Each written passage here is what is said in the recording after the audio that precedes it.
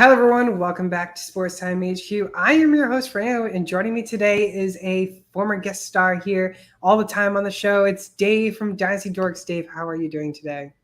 Doing great. You caught me at a good time, and it's always a good time to do a mock draft. Yeah, 100%. Going to get into a mock draft. I'll be sharing my screen momentarily. Currently, right now, we have the whole thing filled, and I have the 1.1 pick, which I do not like. Do not like having the first overall pick. I don't know if you're in the same boat, Dave, or not. I actually got the 1.01 in the Scott Fish Bowl. So, Me too. yeah, so I don't always like the first pick. Usually I take something in the middle like I did this time where I'm at pick 7. But with the 101 and Scott Fish Bowl, I think my last entries were 9, 10, and 11. So I was like, screw it. Let's just go with the 1. Yeah. And I just don't like picking from it because in my opinion, if you pick from the 1.1, you have to wait a whole nother 23 picks later. But I think I'm gonna go with the obvious here, and it's gonna be Jonathan Taylor. Yeah, so let's set the table for everybody, including myself. What are the settings here? So the settings will be 12 teams, PPR, one quarterback league. I decided not to do a 3-round reversal. Did not do that. Thought about it. Decided not to. And yeah, I think everyone has a 3-minute timer. Most people should be coming in and out. And yeah, no tight end premium. One quarterback on the roster, 2 running backs, 2 receivers, 1 tight end, and 1 flex. And then I think we have 5 bench. Yep, and did you say dynasty or redraft? Excuse me, not dynasty redraft, just a regular redraft. Cool. Just want to make sure in case any of them out there are listening and want to figure that out. Yeah, Jonathan Taylor is the obvious pick here if we're doing redraft, 1 quarterback, whether it's PPR or not. Taylor's going to be very interesting this year. Him and Hines should both see an increase in targets to the running back position. Jonathan Taylor, let's see if he can repeat. We have not had a repeat number 1 running back in a long time. Yeah, it's been a minute since we've had a repeat. I mean, we've thought Christian McCaffrey could have done it, Saquon could have done it. None of them been able to do it. It's a tough gig. Running back is a tough gig. Mama, don't let your kids grow up to be running backs. Yeah, no, not at all. McCaffrey, what's your thoughts on McCaffrey this year? I want to hear your thoughts on him. Yeah, I think he's going to be good. This is not a torn ACL. This isn't a neck injury, a back injury, Achilles. You don't want to hear anybody have any type of injuries. But last year was really kind of one injury that he came back of pretty early and then re-injured it. And so, it's really tough to have him miss as much time as he has the last 2 years. But he's still just, he's about to turn 26. He's not an old guy. And the offense, we'll say, got a little better. Baker Mayfield, we'll see. But the, Ike Ekwonu on the offensive line is a solid pickup. And, he was rock solid when he played the last 2 years. Yeah, and I mean, I'm intrigued to see what Baker's going to add to the table, whether or not can he do anything in Carolina. I mean, we already kind of suspected him going to Carolina. There was already a bunch of rumors before this even happened that he was going to go to Carolina, and it was just a matter of time. But I mean, do you like Baker going to Carolina? Yeah, I mean, we had Marcus Grant on the show last night, did a show the day before with Drew Davenport, and everybody kind of agrees maybe it's not a monster, improvement, but it should be an improvement on, and just assuming that Baker Mayfield is going to be the starter. Sam Darnold has just, he's had some flashes, but he's just had so many issues with turnovers, and coming out of college, that was the issue with turnovers. So let me make my pick here. Yeah, so we had Justin Jefferson going 1.3, Eckler going 1.4, Henry 5, Cup 6. So you got split between Dalvin Cook, Najee Harris, Jamar Chase could be the first tight end off the board with Kelsey. Yeah, there's quite a few options here. We'll go chalk and go Dalvin Cook and see where this goes. Play the ADP game. But yeah, it's Baker had a very good situation in Cleveland. He Mm-hmm. had one of the top offensive lines in the league. He had a good young play caller, and he also had some weapons and two of the best running backs in the game. So he's got weapons in Carolina. He does not have I don't think he has the caliber of play caller. Ben McAdoo is not as good as Kevin Stefanski, and the offensive line is not close to as good as it was in Cleveland. I don't think it's going to be as good, but I do think the volume is going to go up for Baker, and we'll see if that's a good thing or a bad thing. I mean, is it now time to finally start drafting DJ Moore? I mean, a lot of people have been super high on him because of how young he is. He's just hasn't had the best quarterback situation there. But now you could say, I mean, I'm sure there's a lot of mixed feelings between Baker fans on whether or not they think he's a good quarterback or a bad quarterback. But I feel as if they have an upgraded quarterback there as of now. Sam Darnold, I don't think was NFL ready. So are you hyping up DJ Moore now that Baker's there? I don't know about hyping him up. I think everybody kind of points at the Odell Beckham stuff and says like, "Hey, Mm-hmm. nothing really exciting." Um, but I look at DJ Moore more of the Jarvis Landry. He does a lot of the intermediate underneath stuff, and Robbie Anderson is the outside guy, and Odell Beckham was the outside guy. There Mm-hmm. was a lot of freelancing and things like that, and Baker Mayfield did well with timing routes on schedule with Jarvis Landry. He had a very good connection with Jarvis Landry. It never was in sync with Nope. Odell Beckham. And I think it's going to be good for DJ Moore. I don't see it being great for Robbie Anderson. Baker is not really known to be a deep ball kind of a guy.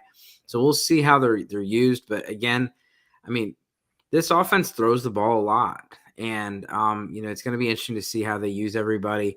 Does it make DJ Moore's, does he go from the 6th round to the 4th round? I don't think so. We're going to find out here in a few minutes to see where he goes. Definitely not going to skyrocket his ADP off of the Baker Mayfield signing. No, I've actually don't think I've ever owned a share of DJ Moore, to be completely honest. I've just never been high on wide receivers in Carolina. So to me, DJ Moore has kind of just been there, just goes right by me every time in drafts. Looking up his Fantasy Pros ADP, he's currently being drafted as the wide receiver 18. So he's being technically drafted ahead of Mike Williams, one slot ahead of Mike Williams. And I can tell you, I'd rather have Mike Williams over DJ Moore.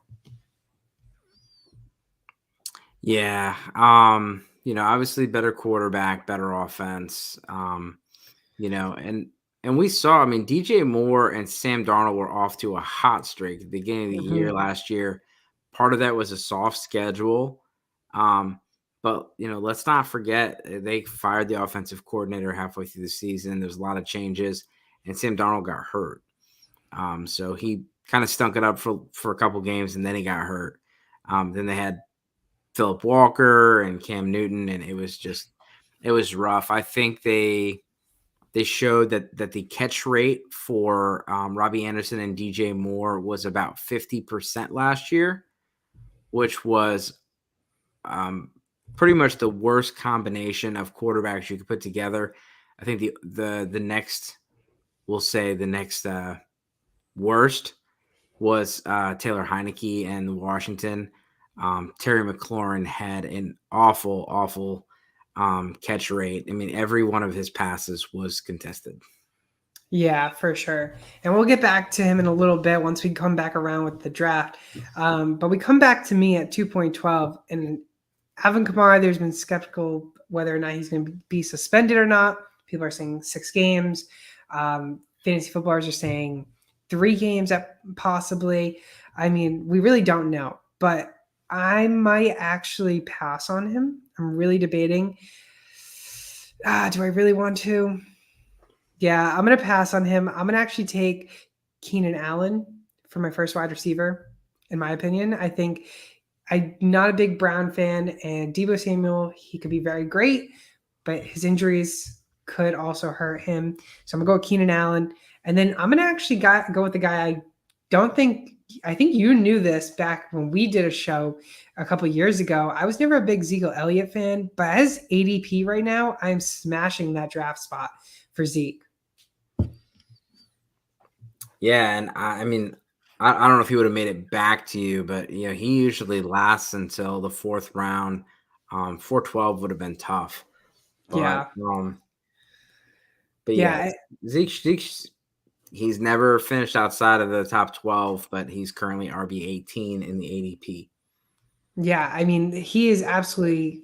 I've never drafted him in the first round, and I'll never draft him in the first round. But I mean, he still finished top 10, top 12 in almost every single season that he's ever played. I think his one time he finished outside top 12 was 13, and that was his injury season. So I mean, right now in this draft board, he's being drafted as way above the RB 12. Mm-hmm.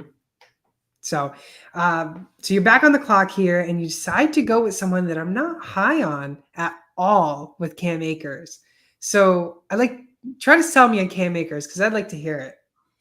Yeah, I mean, you generally want running backs on good offenses. This is a team that had a ton of goal line touches last year. And, I know that he was not efficient in the playoffs coming off of the injury. But really, no one was going to be efficient. They played the Tampa Bay Buccaneers, the San Francisco 49ers. It was a tough sledding against those defenses. I think two of the top five the rushing defenses. Mm-hmm. And their offensive line, wasn't great. When it with Cam Akers, I don't think he's going to get a Najee Harris kind of a workload, but they showed last year that they're not afraid to give him the ball. He was getting a lot of touches, and at this point in the third round for my second running back, I like taking Akers here for the upside. He catch the ball well out of the backfield, and again, looking at the goal line touches, he's very likely going to get 50 to 60 goal line touches, and I'm all about that. Interesting. I'm intrigued because I've seen a lot. I'm sure you've seen as well. A lot of Akers hate and a lot of Akers love. I'm just not sold on his ADP right now, in my opinion. I think if he was going maybe in the sixth, seventh round, I think maybe I may pull a trigger on him, but I'm completely honest. I am not in on Akers at all. Now, and we'll see if this works out for me. So, you don't always take the guy based on the rankings. You may have someone ranked a little bit higher, but you're going to play the ADP game, and because a lot of people here, or a lot of people in your regular drafts, they're staring at the guy for 20 minutes, and they're like, okay, well, I'm going to take the top guy available, and so if the guy you like is the seventh or eighth guy available, maybe he makes it back to you. Maybe, I've played the ADP game and won. I've played the ADP game and lost. So we'll see here if I played the game right. Because there's some guys that I do want that are still on the board that I was thinking about with Akers. And I went Akers hoping to get the other guy on the way back. And Yeah. you'll probably hear a reaction once if it doesn't work out. Yeah. We'll have to see. I mean, I'd rather take Montgomery over Akers. I'm a big Monty fan, very big Monty fan. But I do want to say DJ Moore finally came back around, and he finally got drafted. He got drafted in the third round as a wide receiver 13 off this Yeah. board. So that's an increase. So I mean, if this reflects how your drafts are going to be, then that is a substantial increase to where he's been at. Again, this is a single quarterback league, so it's it's kind of traditional in regards to your ADP. when you check your ADP out, always check your settings. Make sure that you guys, if you're prepared for your draft, it's a 1 quarterback league, 1 quarterback ADP rankings and mocks. If you're doing a super flex, do the same thing, because it's really going to screw you up when you're going, hey, I thought I was going to get this guy in the 6th or 7th round, because you were looking at super flex ADP and not looking at my guy being taken right there at the turn. So I was hoping to get Travis Etienne right there. That was the game I was playing. Nice tip of the hat right there. Nice pick. His team's looking really nice. Yeah, I had Marcus Grant on the show last night, and we went through some potential breakout running backs. Travis Etienne, I think, is a very obvious pick. Love Etienne. It would be like saying, Rashad Bateman and Michael Pittman are sleepers. I mean, they're obviously guys that everybody expects to break out. Travis Etienne is in that boat. But I really was hoping I could get him in the 4th round to pair with Akers. James Robinson, hopefully he comes back, but he likely does not come back, at least at full strength right away. And so, we'll see how that goes. Yeah, he might even end up on the PUP list. So ETN's going to have 6 weeks of absolutely being able to break out the first 6 weeks. And then who knows if Robinson's even ready in the start of the season after those 6 weeks. So ETN being drafted as the RB20, I absolutely love that pick. And I actually was hoping he would fall to me, but I guess he was never going to get past the 4.8 as you end up taking the guy that I was going to next look for, my love for Antonio Gibson. Yeah, it's I know Brian Robinson's there. I know JD McKissic's there. Mm-hmm. Something we talked about with the Colts running backs. Carson Wentz does not target the running backs. He targets tight ends.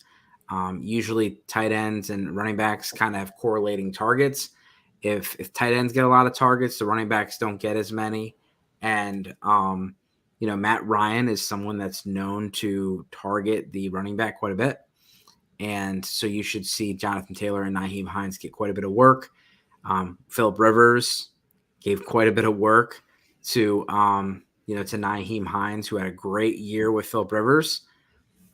Didn't happen last year because Carson Wentz is throwing down the field. So I think Logan Thomas is someone that could get a lot of targets, and I think Gibson is he's going to be used in the running game, of course, but he'll probably get his same 30-40 catches, nothing crazy. Yeah, I mean, I'm in on Gibson. I've been in on him, and I'm not pumping the brakes on him at all. I think he's still going to get all the carries he can get, mainly. Of course, there's going to be some where he's not going to be able to get it, like J.D. McKissic, the newly acquired running back. I mean, you just it's going to happen. So, but his volume's not going to go down as much. I mean, I love Gibson, so I was actually going to take him here, maybe around the turn. Obviously, that ends up not being the case. Then I end up looking at possibly a tight end. Of course, Kyle Pitts goes, so right now, I'm in a little predicament whether or not I should go with wide receiver. Definitely not going to go quarterback here. I don't know about you, but I'm big. I won't go with quarterback until very later in the game. Rather, I mean, you're going to finish similar. They're going to finish similar numbers. Yeah. I'm not necessarily a late quarterback guy anymore. I mean, you still want to grab that late quarterback because, there's always that guy where you get the Patrick Mahomes, or you get the Jalen Hurts, or you get the Justin Herbert, and you're like, like last year, if you would have grabbed Joe Burrow later in your drafts and Matthew Stafford, you would have done very well. But I do like those middle round quarterbacks. We'll see. We'll see how this goes. I kind of let the board fall to me. One guy that's still on the board. He was one of the breakout candidates last year, and that's J.K. Dobbins. You traded. I gave you to him in our dynasty originally. You can have him. Well, Dobbins, interesting. Yesterday Marcus was talking about him, and he did put him up as a breakout candidate. But he talked a little bit about, Matthew Betts has some concerns with J.K. Dobbins. He didn't just tear his ACL. He had some damage to the LCL as well. So he may, he's definitely, they're saying he's not going to play at all in preseason. And that could be just precaution, but it's starting to sound a little bit like Dobbins might be a little slow to start the season, even though his injury was about a year ago, and the Yeah. normal time frame is about 9 to 12 months. And so he should be ready to go by the season starts, but there's some caution against it. Yeah, and I think the way of how high he is being drafted, I'd rather take a chance on another running back. I mean, if you look at the running backs left, Elijah Mitchell, I'm not a big San Francisco running back guy with the committee, but you got Clyde, you got Damian Harris, Miles Sanders, sneaky value there. AJ Dillon, not a bad pick. Ken Walker, not a bad pick. I honestly would rather take any of those over the next two running backs, J.K. Dobbins and Elijah Mitchell. Yeah, and right here is you're starting. You got to, we might want to put prime time on the auto. Yeah, Prime.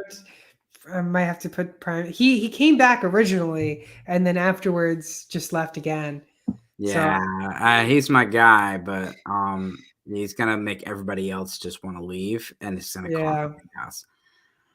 So let's see what this ends up being. Yeah, Amari Cooper. he's on auto now. That's good. Yeah, and this is bad because now I won't be able to pick for a long time, and I think I might have to reach here for a couple players. I might double up on receiver. I'm thinking actually. I think I'm going to go with DK Metcalf. I'm still really high on him, even with the quarterback situation. I think Locke or Gino, whoever is going to be the guy, I think one of them is going to do something there. And then I don't expect him to come back to me. So I'm going to double up with Brandon Cooks at a 5.1. And Cooks, I might be a big Houston fan this year. For some odd reason, I just love all the Houston players in fantasy. If you look at Brandon Cooks' stats, I mean, his stats are unbelievable. Even with terrible situations, I mean, this man can still somehow put up numbers. I mean, last year he put up 239 points in fantasy. He was wide receiver 20, and the year before that, he was wide receiver 16. So I think he has the potential to still continue to break out and continue to show that he can be a viable wide receiver plug and play. Yeah, Brandon Cooks is, he's someone that is, he's a value every year in the draft. And he definitely is someone that, I think he probably would have made it back to you, to be honest. He's someone that you can get 7th, 8th, 9th round. And, he doesn't finish as a top 12 receiver, but he finishes as a wide receiver 2 pretty consistently and pretty much every single week. Yeah. And I think Davis Mills was, I don't think I'm alone on this. There's a lot of people that say that, even Marcus said it last night, Davis Mills was the best rookie last year. Yes. And you can't even say that Davis Mills benefited from a good situation, because he had the worst situation in football. And Trevor Lawrence, maybe he takes the trophy on that because of Urban Meyer and all that shit. At least he had a good coach, but that roster was awful. Like that was literally one of the worst rosters we put out in football.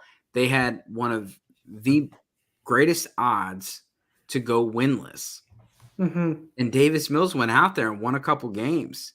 And I thought the coach should have kept his job. I thought they did a nice job out there considering the situation, and Davis Mills did a nice job. And let's not forget, Davis Mills was the number 1 quarterback coming out of his class. This isn't some dude that came out of nowhere. He just had some injuries, and that's what caused his stock to drop. He only started about 9 games in college. He comes from Stanford, comes from this is tough. I got 2 guys that I really like here. We're going to go We're going to go with Hollywood. I like the pick. I like Hollywood Brown right there. I think it's got good value there. Teaming up with Kyler Murray. But yeah, I think that, I think that Davis Mills can get it done. Is he the quarterback in 2023? I don't know. Yeah, that's the problem. The problem is that does the Texans franchise, do they want to keep him? Because say they only win 2 or 3 games, maybe even 4 or 5 at most next year, do they draft another quarterback? And that's the biggest question. There's a lot of teams in that boat, and we could, you could see it to where they end up riding out with Davis Mills because of where they're, if they end up in the 10th instead of the third pick, that's going to change things. And, the same conversation could be had about a lot of teams. The Texans, you could be like, man, they're going to replace Davis Mills next year. And the next thing you know, you got teams like Detroit and teams like the Seattle Seahawks are picking up there in the top 5, and they're grabbing quarterbacks. There's a bunch of teams that could be drafting quarterbacks, and we may not even know who they are yet. Hopefully, Surprisers too. Hopefully Zach Wilson and Justin Fields play well this year. But those teams are going to be pretty bad. And if those quarterbacks don't play well, they could be in danger of getting some competition. There's 5 or 6 quarterbacks that'll be taken in the first round this year. And there's about 4 of them that'll be taken in the top 10. Exactly. And that's going to be something that's going to be a big question. And I mean, we'll keep on the Texans topic real quick before we get back into those comments and the draft as well. But I wrote an article for my website, and it was about Davis Mills, of how high I am on him. And during his rookie season, he's ended up being like having a slow start. I mean, I think he only averaged about 10.14 fantasy points in his first 8 starts, which is not great for a QB. But then week 5 against New England, week 8 against the Rams, I mean, he showed flashes. He scored over 23 plus fantasy points for those 2 weeks. And he only missed a total of 4 games, but he closed out the season on a high note. And those last 5 games that he had, if he kept that pace of those 5 games averaged out, he would have averaged a 17.56 points per game, which if he kept that all season, he would have finished as a top 12 quarterback. Yeah, he's got a little bit of rushing upside. This isn't, Josh Allen, Lamar Jackson, but he has a little bit of rushing upside. He's an athletic kid. And, he had a lot of poise. And when if you watch the games, you were able to see that. I know a lot of people did not watch Texans games last year, and I don't blame them for it. But if you didn't watch the game and you only watched the highlights on ESPN, you really didn't get to see how well this kid played. And it was impressive. And you saw a kid out there that looked like he belonged. Yes. And there was a lot of people out there, other quarterbacks that did not look like they belonged. They did not look like they were, they should be in the NFL, or they should be starting in the NFL. And part of that is rookie aches and pains. But like I said, he looked really well. He had some things that he needs to fix, of course, but I think he played really well. And we'll see. I mean, all the rookie quarterbacks have, a lot to prove. Yeah. I mean, Trevor Lawrence for sure. I mean, Jaguars just had a terrible season whatsoever. Mac Jones, I think he's a great back for the NFL. Fantasy wise, I'm not too sure whether or not where I am on him really, because he doesn't really rush as much. And we know the receivers in New England, they're not top tier receivers. So I'd rather stick with Davis Mills over Mac Jones. And I mean, Davis Mills, he's being drafted as right now on Fantasy Pros right now is QB 30. And I think that's a steal in my books for a quarterback. Yeah. Oh, absolutely. There's with someone like Mac Jones, he's, New England they are a team that every single week they have a new game plan, Yeah. and that is their, that's one of their specialties is, coming up with a different game plan every single week and keeping the defense and the other team on their toes and, trying to tailor their game plan. And it's a winning formula, Yeah. But at the end of the day, Mac Jones has weeks where he's a high end QB2 and then he's a low end QB3 and Exactly. get What bad about weather in Buffalo. He threw 3 times. I was gonna say, what about that time he threw 3 times in Buffalo? Yeah. I mean, we'll have to see what these rookie quarterbacks are gonna end up doing on their second year. Real quick in the comments, over under on DJ Moore. Last year he got 4 touchdowns. Over under 4.5 touchdowns this season with Baker there. It's not even just last year. It's every single year. He's Yeah. 4 touchdowns. So I'm going to go with, he's going to get 5. Okay. I'm gonna Nothing go over crazy. as well. I don't Nothing think crazy. He gets the extra game this year. Last year he had 1 extra game, but he also got hurt for a little bit. I'm going to go 5 touchdowns. All right. You're also on the clock, so we'll have to see what you want here. But I'm also going to go over on this. I don't see him getting 4 again. I'm not going to say he's going to get a bunch of touchdowns, like you said. Maybe 5, 6, I'd say at most, in my opinion. But I don't see more than 5. Dalton Schultz there at that pick, tight end 6. I love that tight end. Love Dalton Schultz. Yeah, I don't like the pairing with CeeDee Lamb, but I'm fine with it. When it comes down to it, they both have the potential to be breakout candidates, and I don't think it's really going to hurt either of them because there's a lot of points to go around in that offense. But again, I was thinking about that when I was going after CD. I almost went Mark Andrews. And I said, nope, I'm going to go get Schultz later. And then I kind of thought about it, like, I get Schultz and CD. But yeah, they were fine together last year. I do think CeeDee Lamb is a breakout candidate this year. I ran a poll that's very interesting, and it has CeeDee Lamb as the 3rd wide receiver in Dynasty rankings. And some people think that is absolutely the stupidest thing they've ever seen. And some people can agree with it. What are your thoughts on CeeDee Lamb being the 3rd receiver in Dynasty rankings? Like as in a wide receiver 3 being drafted. As in the 3rd overall receiver, Jamar Chase, Jefferson. I think that's crazy. So I'll talk more real quick after I make this pick. I don't know what I want to go here.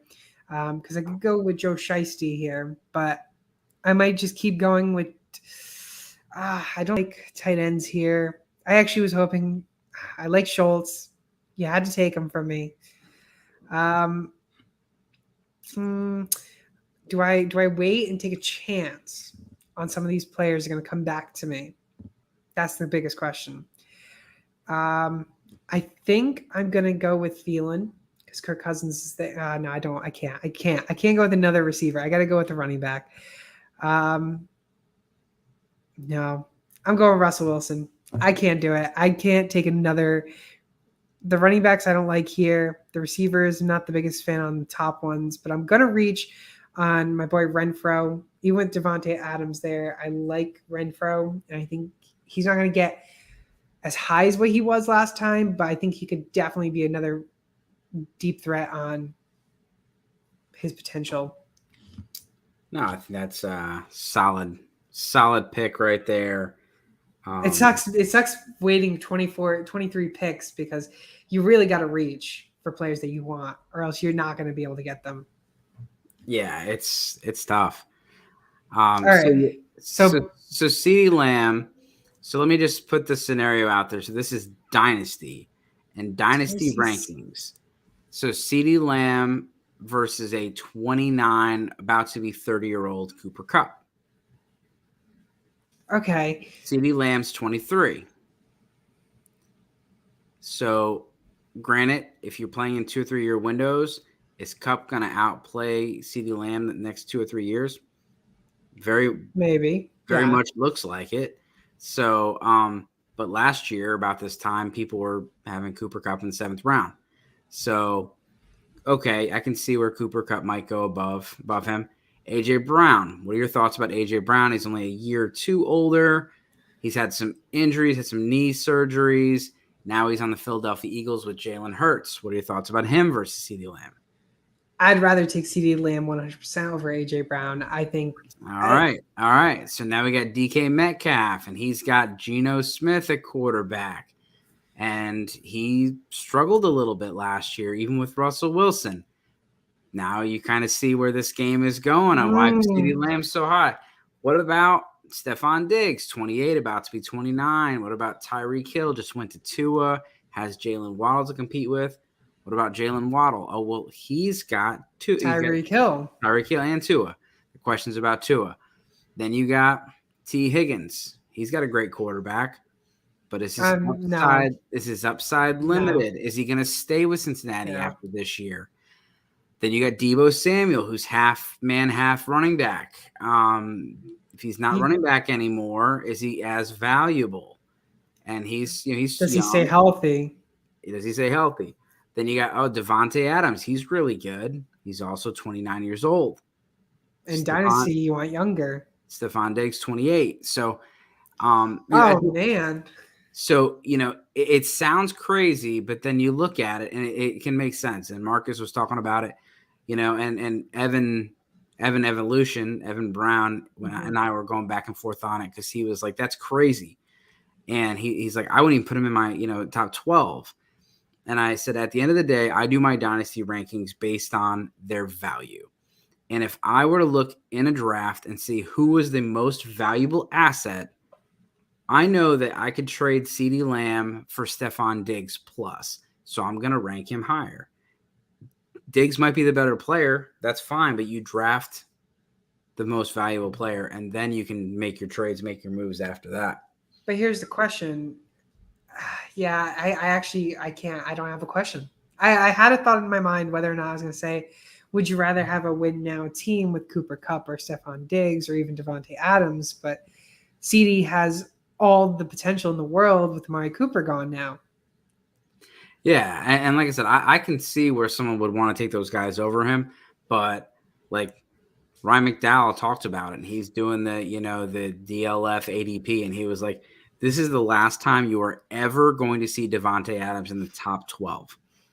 Yeah, I mean his age is really coming up.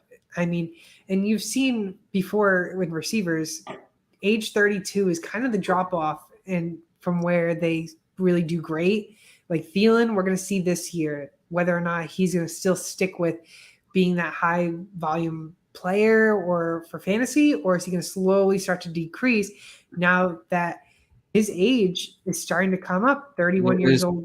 There's only one player that's played at the 30 plus years, the last 2 seasons, that had over 800 yards passing. Who could this be? And are they being drafted high? No. How Brandon Cooks isn't over 30. Michael Thomas, no. Hopkins? No, he's not 30 yet. He's 29. Actually, I think he just turned 30. 29. All right. Who is he? Who is it? It's Marvin Jones. And so my goodness. So Marvin Jones is the only one that's done it 2 years in a row. And then the other person that had over 800 yards receiving last year, along with Marvin Jones, the only 2 receivers to have over 800 yards was AJ Green and Marvin Jones. So when you're looking at your 30-plus-year-old receivers, it doesn't look good. And the year before it was Marvin Jones, and I can't remember who the other person was, but it was not necessarily someone that you would think of. And you look at somebody like a Julio, who just seems like he's fallen off a cliff. Yeah. 30 years old is tough. And, I had someone talking about, well, the Raiders just signed Devontae Adams to a 5-year contract. It is not a 5-year contract. It is a 3-year contract with a potential 2-year extension. Yes. The Raiders can get out of that contract in 2024, I think it's 2025, and they get like a $6 million dead cap hit, and they get out of like $60 million of that deal. So most likely it's a 2 or 3 year deal for Davante Adams. The same exact situation for Cooper Kupp. These guys are not getting $20+ million a year until they're 36 years old. It's just Yeah. that's not how they are. When you look at contracts, the number one thing you need to look at, how much guaranteed money, and the number two thing you need to look at, are there any outs? And it clearly says it on Spot Track or OTC, but there's an out for Davante Adams after 2024 going into the 2025 season. Yeah, and I mean Spot Track. I use Spot Track all the time, and it's really useful. Davante Adams, like you said, though, his age is getting up there too, and I could see after 3 years, do they tend to void his contract and maybe try to get him for a cheaper deal, restructure that second contract or not? But I mean, after 30 years old, they really start to go down, and that's what we're going to see with Thielen this year. And I mean, a lot of these receivers, Hopkins just turning 30 now officially. I mean, he's even got the suspension this year, so it's not going to help as well in his value. But quickly going back to that CeeDee Lamb at wide receiver 3, I see that. I do want to say I see that very much. But till at that point you asked me, I did not have him at wide receiver 3 at all. I didn't have him anywhere close. I mean, I liked Kupp. I like Cooper Kupp, Stephon Diggs, Devontae Adams. But if you really look at it, I like DK Metcalf. I may have a slight advantage over Metcalf over CeeDee Lamb, even the QB situation, just because I'm a big Metcalf guy. But yeah, it's crazy for both those things, both those facts that we were just talking about with the 30-year-old and then also CeeDee Lamb. Yeah, it's, one thing I challenge everybody is before you go and question somebody's rankings or question something like this guy's a top 10 player, don't make comments like this guy's a top 10 player unless you've actually written it down. Because when you actually do rankings, you realize like, man, there's 37 guys. Mm-hmm. I'm going to do the stack. You're going to do the big stack. Dak Prescott, Dalton Schultz, and CeeDee Lamb. Yeah, didn't even plan that, but let's go. So you want me to give you Zeke too? Might as well. But yeah, like when you look at things, when I'm doing my rankings, it's like, okay, well, this guy's definitely a wide receiver too. Mm-hmm. And then I'm like, well, I like him better than him. I like him better than him. I like him. And I'm like, damn, he's wide receiver 31. I swear he was a wide receiver too, but I can't put him over this guy or this guy or this guy. Yeah. And there's just, and every single week when you do your weekly rankings, all it takes is a couple catches or a touchdown to make this guy go from a wide receiver 25 to a wide receiver 11. It's not like there's these massive gaps. And the difference between like running back 25 and running back 12 is massive. Yes. The difference between wide receiver 25 and wide receiver 12 is not massive. No, it's not usually at all. Just a couple points.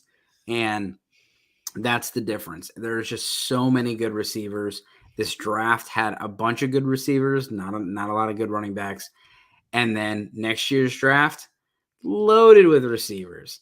So it's going to continue to happen. And the more that this is a passing league and more of a running back by committee, it's going to continue to be that way.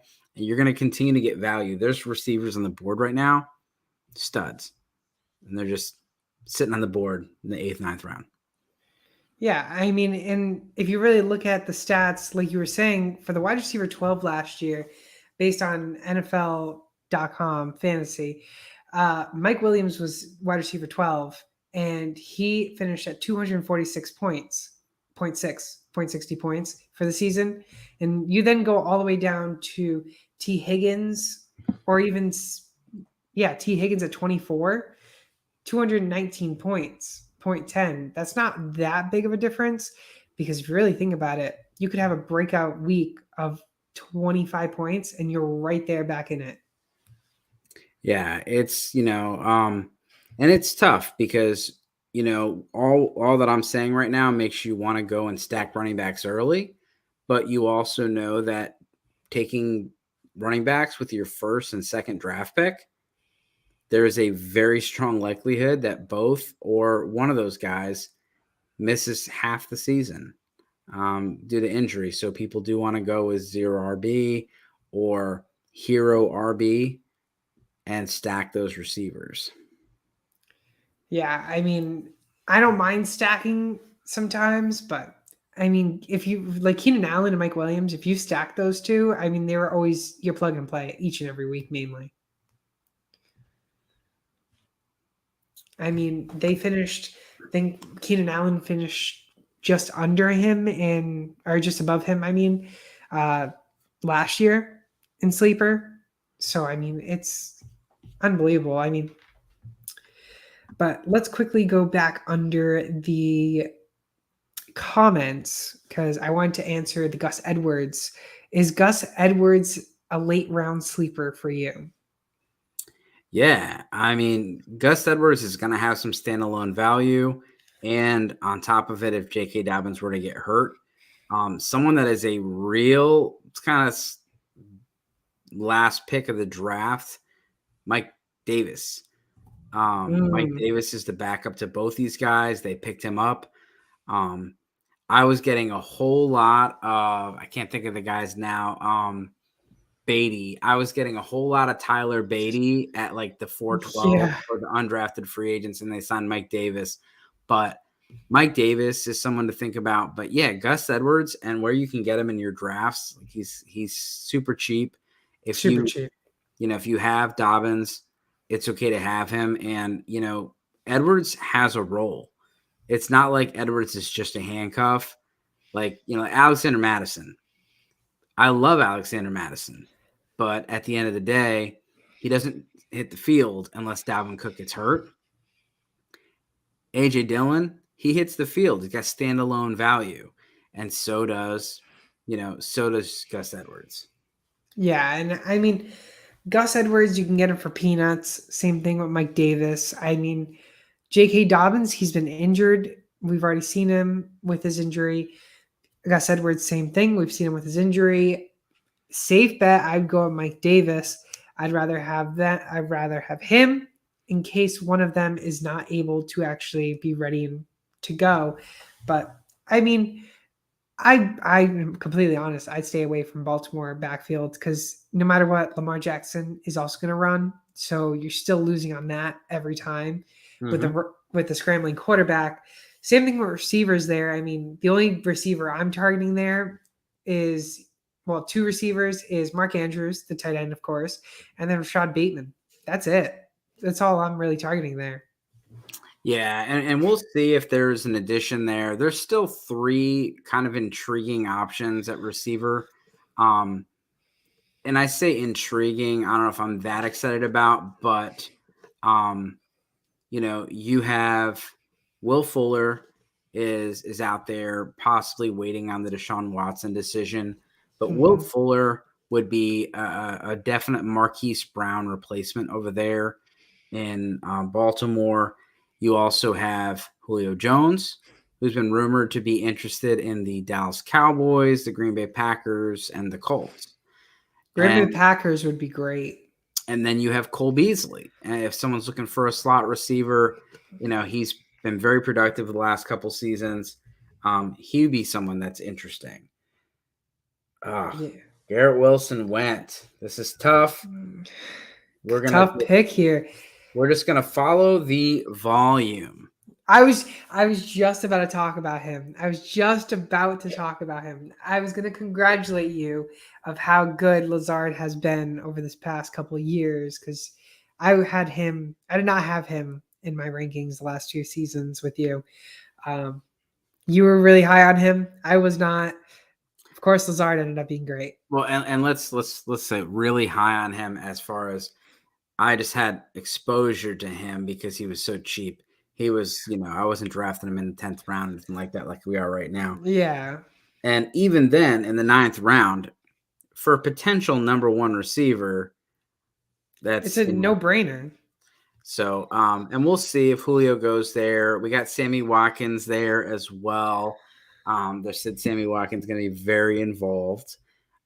There was news that Bobby Tunyon might not be ready to go when the season starts. He tore his ACL later in the season. Poor Tanya. Love We'll that man. see. We'll see. He was a great tight end. He was a great tight end in the fantasy community while it lasted. The Muth finally just went Pat Fryermuth. I think he's a great tight end. Unfortunate for the situation over there, whether or not it's going to be Pickett or Mitch Trubisky. Hopefully it's Trubisky. I want to ask you about Tony, who just went. You're, of course, got to love the Giants with Kadarius Toney. What's your thoughts on him this season? I know Michael F. Florio, he's a big Tony fan this year. Yeah, no, I think Tony's going to be good, and as long as his draft price, stays where it's at, I'm never one to be, you'll never see me draft a whole bunch of Giants on my team. Look at my squad. No. I got 0 Giants. But with the value that you can get in these guys, I was on the show talking NFC East preview, and they asked, who is going to be a bust for the Giants? And the only one that you can qualify as a bust would be Saquon, because he's the only one with enough draft capital to even qualify for that question. Kadarius Toney in the 9th round, 10th round, you can't. Anyone that's being drafted at this point in your draft cannot be a bust.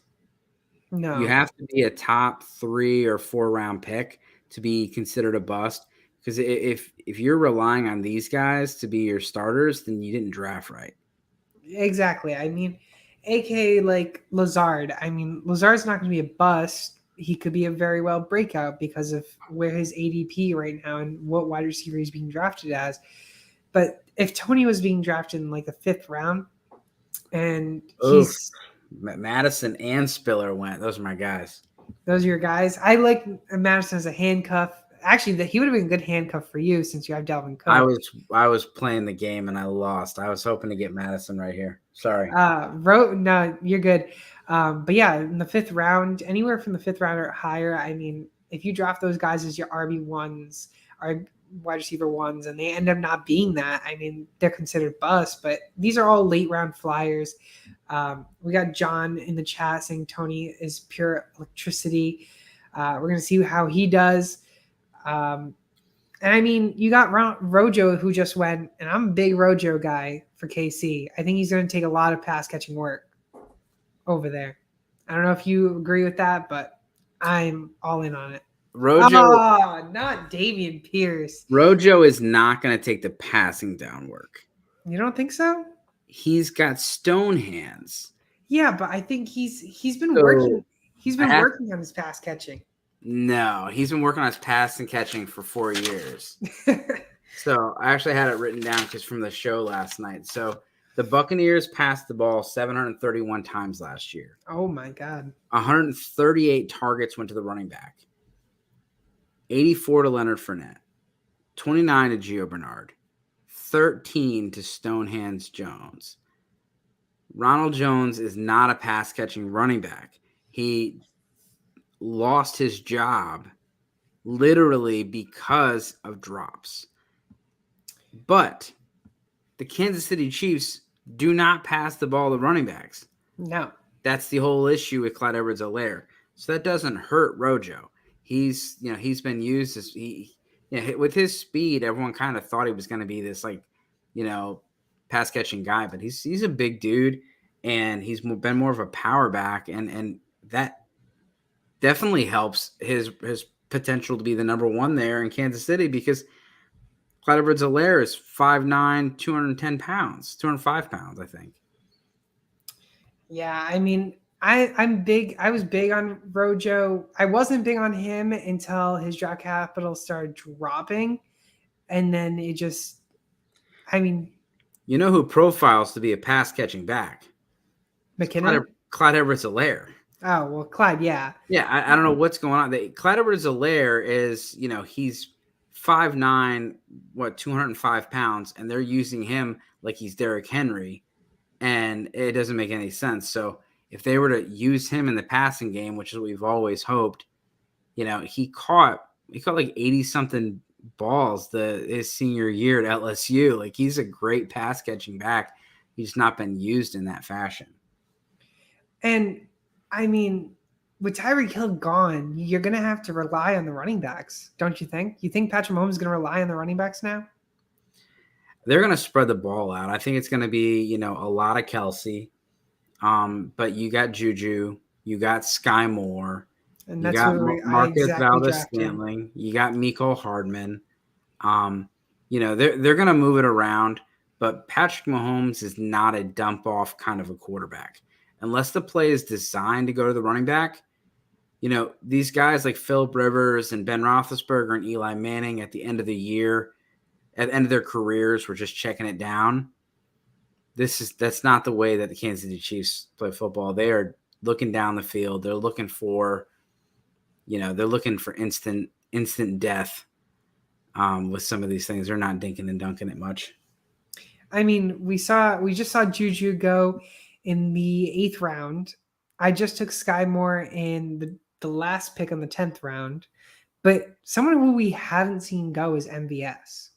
I mean, where do you rank all these 3 receivers in Kansas City? If it's redraft, I'd probably go Juju. If it's dynasty, I'm taking Sky Moore. And I would not be surprised if Sky Moore outproduces Juju this year. So I would just take the cheaper one if I could.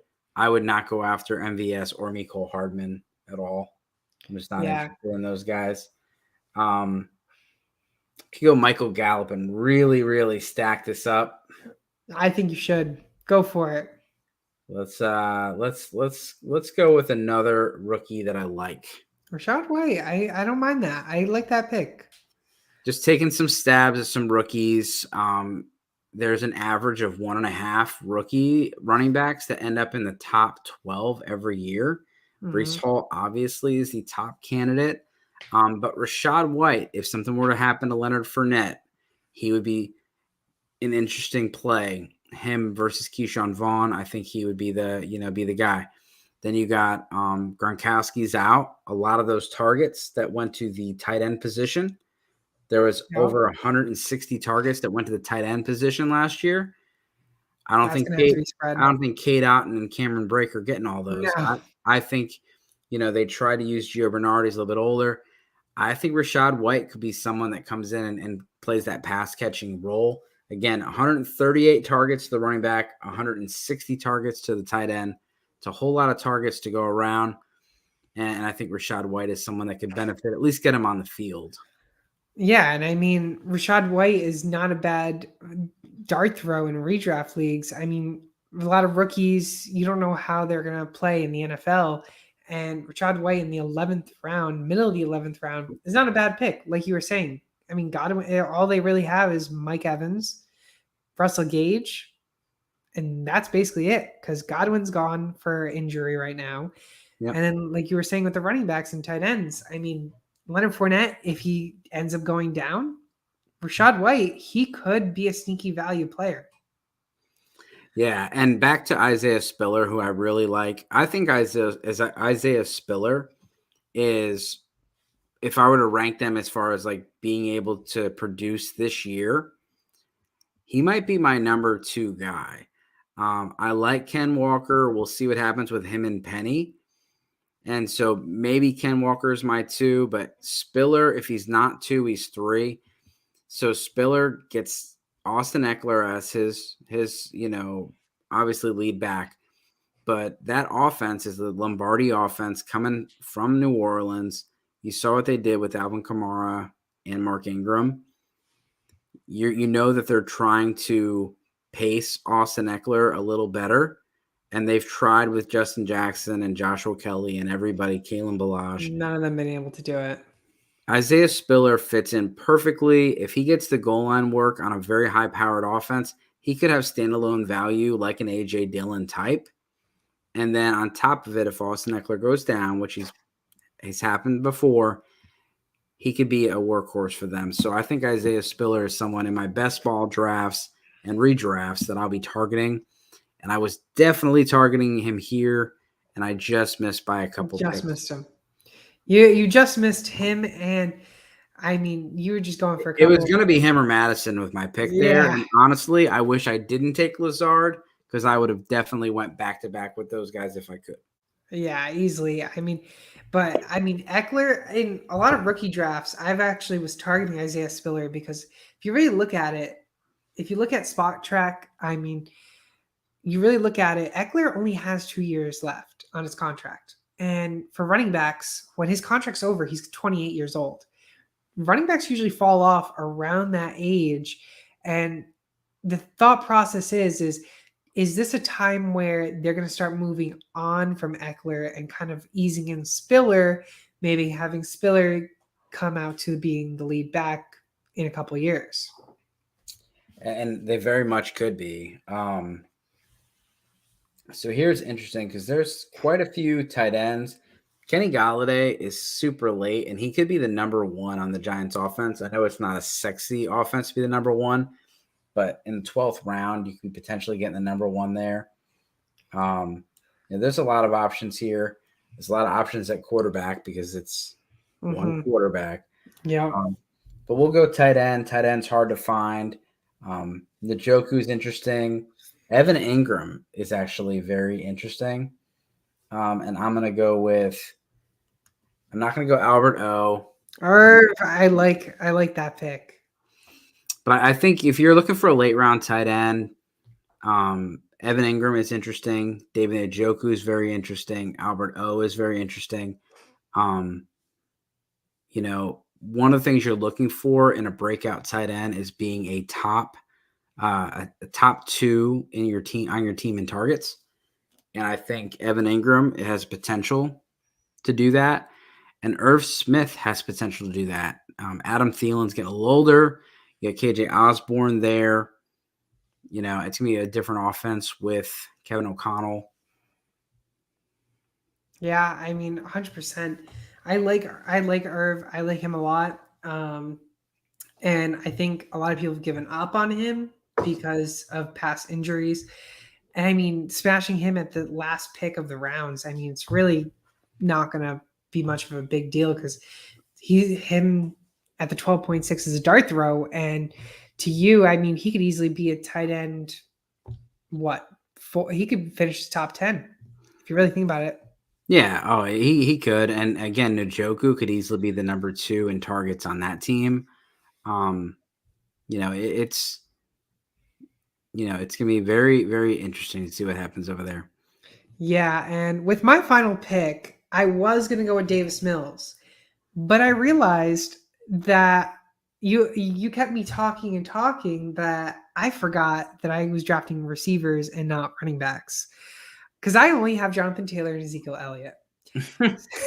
So I'm going to have to get a third running back. And I actually like this one and only running back that possibly could have potential.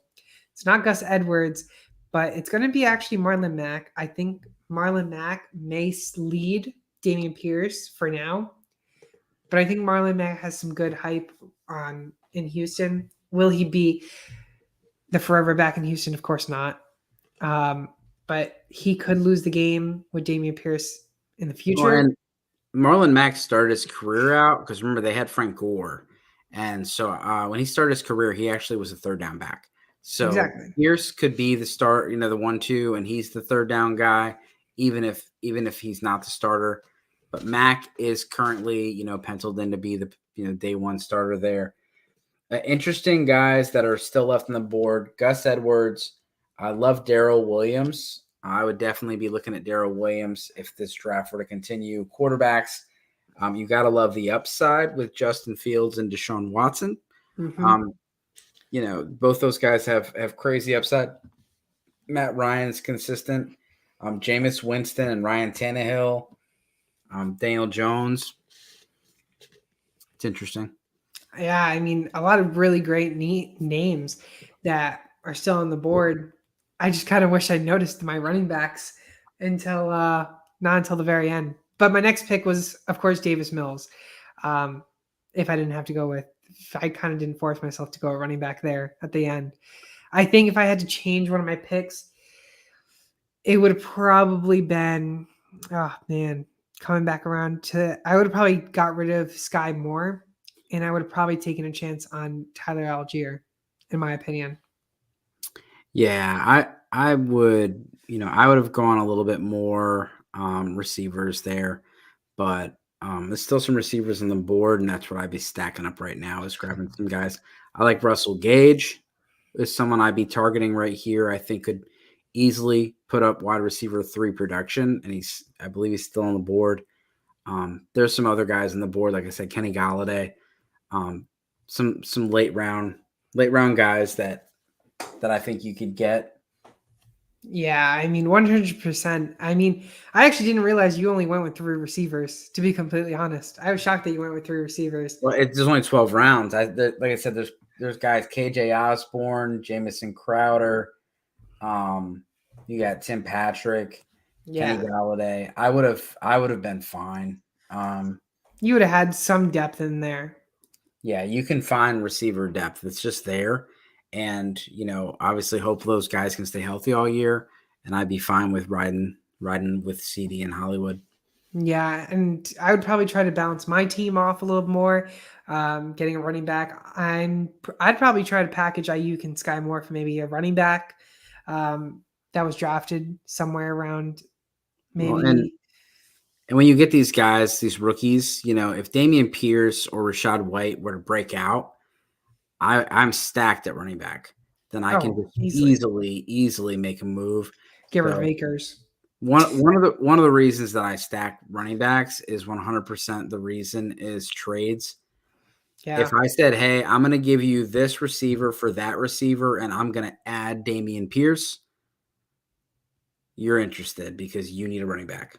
Exactly. Right now we would make that trade. So it wouldn't be hard for me to make some moves because people need running backs. And after week 1 or 2, when somebody goes down, I'm just knocking on the door saying, hey, what's up?